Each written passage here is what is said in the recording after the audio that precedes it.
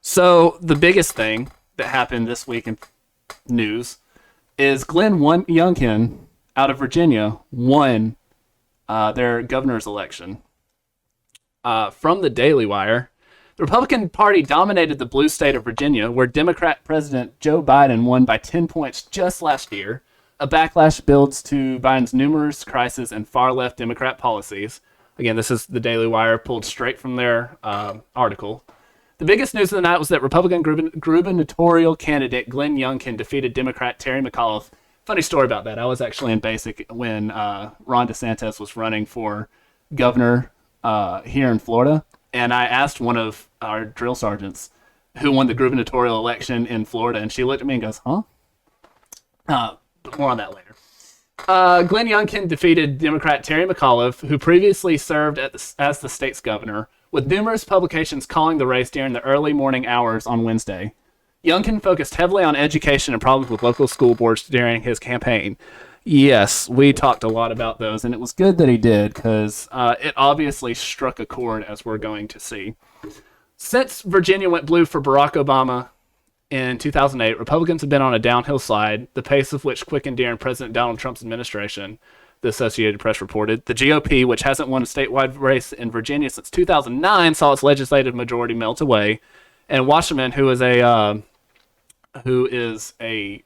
head of editing for maybe Politico, I didn't put it in here, weighed in on the situation involving the House of Delegates, writing, "As if tonight couldn't get worse for Dems, Republicans appear to have taken control of the Virginia House of Delegates by a single seat." There have been a lot of dunking on Democrats by many people that this has happened. Hi, my name is Gray. I'm going to join in on the dunking. But they should, because their policies are terrible. Not just at the top. It's awful at the top, but on down. It blows my mind that they continue through this. Once Glen Youngkin started pulling close, he was never supposed to be anywhere close in this race, and once he started pulling in close, that should have clued him in that maybe they're not doing a good job. Maybe they're not hitting the issues. Maybe you don't go into a debate and say parents should not have the right to know what their kids are being taught or have any say in their school. And if you do that, maybe you walk it back. Something that the McAuliffe campaign decided that they just didn't want to do. So I guess kudos on them for standing firm in what they believe in, even if it's wrong and people deserve better. Honestly, this should not just be a dunk contest. As fun as it is, as awesome as it is to see the supercuts of all of the leftist political pundits blowing their minds, trying to come up with any reason, except that they had terrible policies. They ran a candidate who I assume used to be good. I'll be honest with you, back when he was the Virginia governor before, I really didn't pay any attention to Terry McAuliffe. He might have been great. I mean, he had to be the head of the DNC. But it's not well ran. But like I said, this should be more than just a dunk contest. We should learn some lessons from this great news. One of these is that when you mess with a kid, moms go real quickly from blue to red. When you mess with their education, apparently moms run to the right, and exactly where they should run when they want more parental rights. So, coming up, we have actual quotes from mothers about why they voted for Youngkin. And these are non-Republican suburban moms.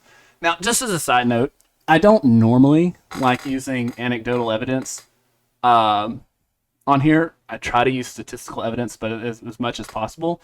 But the fact that Glen Youngkin won, I think, makes it a perfect time to meld the two together. So, also from the Daily Wire, can you see where I aggregate a lot of my stuff from? And also from ABC News for this particular stat.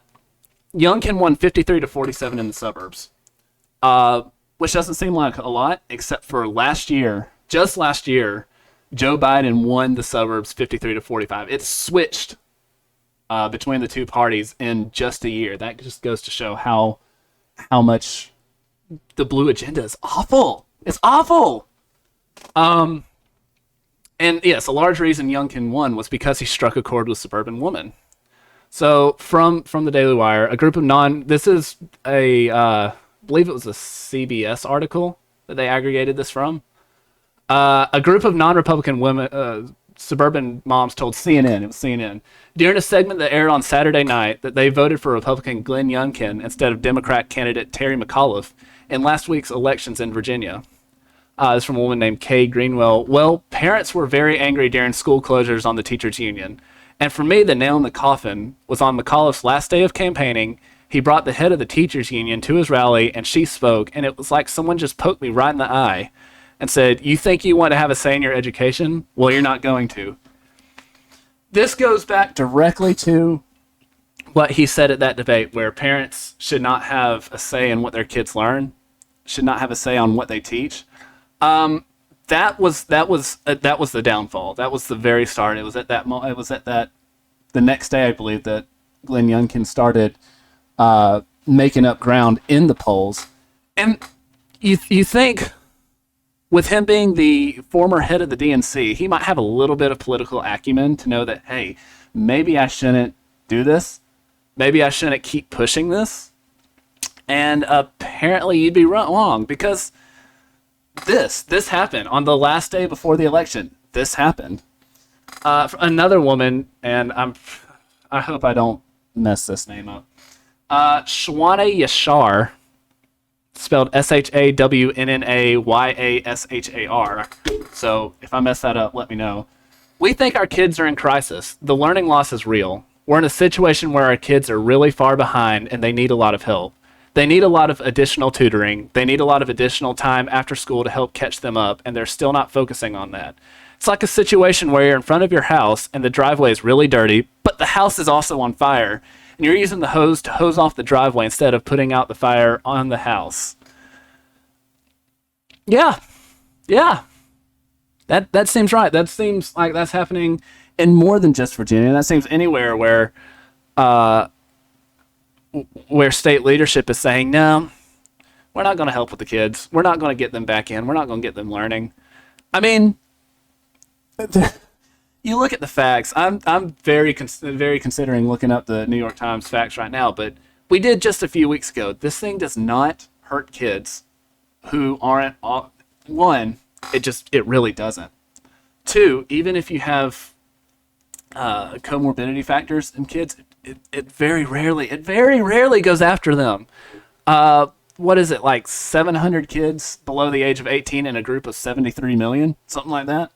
And even then, just a few weeks ago, the Johns Hopkins University came out with a study that showed 10 to 20 out of 700, 10 to 20 out of 700, out of 73 million died with no comorbidity factors. And I am not here to say that that's not terrible, because it is. Of course it is. But like I said, statistical evidence shows your kids are not in danger from this. So maybe it's time to get back in school. Maybe it's time to let them grow and learn. Take off the mask, because they're not useful for kids anyway. Kids don't know how to wear masks correctly. It does nothing to slow the spread with kids. Let them grow and learn psychologically, because they need that face-to-face interaction. And let them learn the material instead of keeping them away from it. Because, I mean, the more you do it, the more you're going to get this. So as terrible as it is for the kids, hopefully we'll use this, momentum to elect good, solid conservatives who are for open up schools, good education, et cetera, et cetera, et cetera. I went over it. One more, Dana Jackson. I felt like it was really tone deaf to just discount parents in the whole education struggle and to make it about Trump all the time. I mean, there's a place for that, but McAuliffe never really talked about what he was going to do to improve things. He just talked about how bad everyone else was, and that he was a real turnoff, especially leaving our kids in the dust. And it goes to show that party lines are not destiny. I mean, these are Democrats saying this about someone who used to be their governor. So yeah, maybe take a note, and Republicans, take a note on how Youngkin won. He didn't focus on Trump. He didn't try to be Trump. He tried to stay focused on the issues, and he did. And another thought about this, that I thought, is there something about these moms protecting their kids? Don't get me wrong, dads do have a responsibility to protect their kids, and I'm certainly not saying this to, try to give them cover to shirk it. But a mother's love is just so incredible and beautiful. I mean, the zeal in which Mama Bear will protect her kids. You hear it in these three. You see it in the election statistics. Mothers came to the defense of their kids when they said, "You have no say in their education." Mother said, "Oh yes, we do." And it's a mother's love is just a really beautiful thing. I mean, it's sad that leftists are trying to take the femininity away from women. So don't get me wrong, the zeal, the empathy, and the fire mothers have for their children is very much a feminine aspect of humanity. Men love their kids. No, don't get me wrong. And it's different, but the protection that they showed this election, it's really a beautiful thing. And it's a shame that the left is trying to kill this femininity and telling mothers that it's okay to kill their babies. I'm just going to throw that in there. I digress.